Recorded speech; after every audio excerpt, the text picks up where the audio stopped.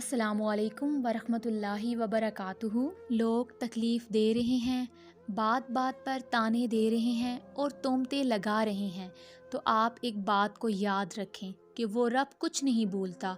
वो वाकिफ़ है हर ज़ख़म से। लोगों के रवैयों को उसके सपुर्द कर दें।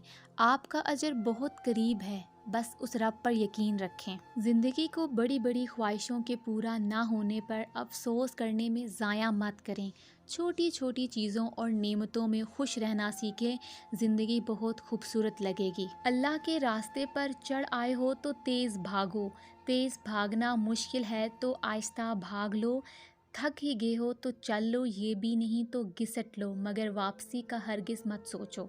कड़वा है मगर सच है। आप 4 दिन मंजिर से गायब होकर तो देखें, लोग आपका नाम भी भूल जाएंगे। इंसान के दिल के लिए सबसे मुफीद चीज़ लोगों के साथ नरमी का मामला करना और इन्हें खैर पहुंचाना है। पुरसकून और मुतमईन ज़िंदगी आखिरत की ज़िंदगी है। जहाँ तक दुनिया की ज़िंदगी का ताल्लुक़ है, चाहे कितनी ही अच्छी क्यों ना हो, उसका मुकद्दर फ़ना है।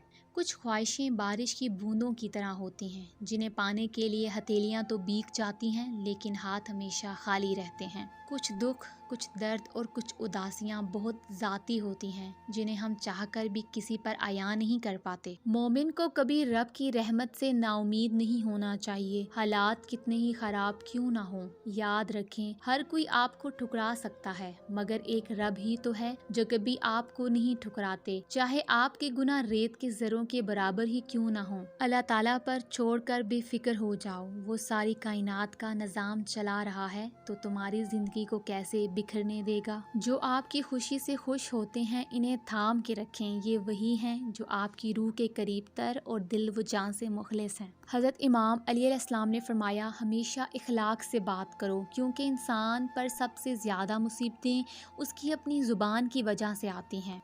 अगर आपको ये वीडियो अच्छी लगी है तो वीडियो को लाइक करें, चैनल को सब्सक्राइब करें। तो मिलते हैं अपनी नेक्स्ट वीडियो में। अपना ख्याल रखिएगा। अल्लाह हाफ़िज़।